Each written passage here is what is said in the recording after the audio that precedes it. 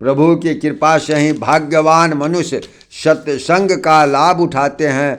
भगवत भजन एवं श्री भागवत कथा सुने बिना हृदय में पवित्रता का वास नहीं होता और मन का शुद्धिकरण नहीं होता।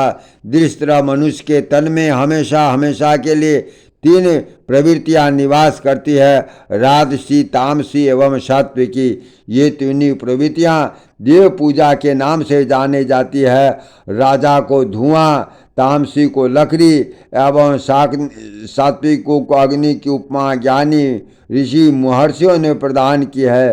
किंतु सात्विक विधि से पूजा करना ऋषियों ने श्रेष्ठ बतलाया है, क्योंकि अग्नि के स्पर्श मात्र से ही वायु और अन्य वस्तुएं पूर्ण शुद्ध हो जाती है और वस्तुतः सर्वथा पूजा करने की योग्य होती है। जो सात्विकी विधि से पूजा पूर्ण रूप से प्रभु के चरणों में समर्पित होकर जो मनुष्य पूजा करता है, वह आवागमन रूपी चक्र से मुक्त होकर परम पद को प्राप्त होता है।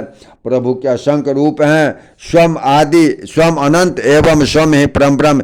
योगेश्वर भी स्वयं भी, मुनीश्वर भी स्वयं है। अतः हे ऋषिगण, निरंकार प्रभु जगत में अवतार धारण कर मनुष्यों का क्लेश मिटाने बारंबार स्वयं आए।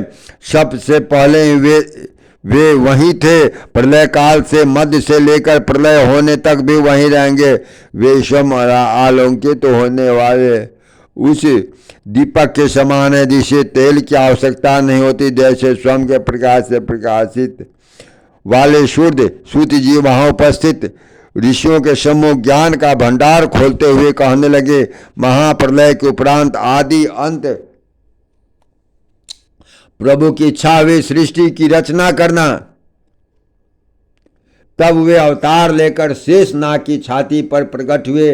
प्रभु के इसी रूप को उनका विराट रूप कहा जाता है। उस समय उनके 1000 आँख, 1000 नाभि, 1000 हाथ, 1000 पैर, 1000 सिर होते हैं। उनकी नाभि से कमल पुष्प निकलता है। उस पुष्प पर ब्रह्मा जी की उत्पत्ति होती है। प्रभु के आदेश पर ब्रह्मा जी 14 लोकों की रचना करते हैं। प्रथम अवतार में 4 भाई सनक, सौनंदन, सनातन और सनत कुमार के रूप में अवतारित होकर पृथ्वी पर आए और ब्रह्मचारी रहे। दूसरे अवतार में 12 का रूप लेकर प्रकट हुए। पृथ्वी को पातालपुरी जाकर राक्षस की कैद से मुक्त कराकर लाए। तीसरे अवतार में यज्ञ पुरुष के रूप में अवतार लेकर सब राजाओं महाराजाओं को यज्ञ विधि बताए। चौथे अवतार में श्री हरि ने हयग्रीव का रूप धारण किया, जिसमें शरीर आदमी का और सिर घोड़े का धारण करके प्रकट हुए।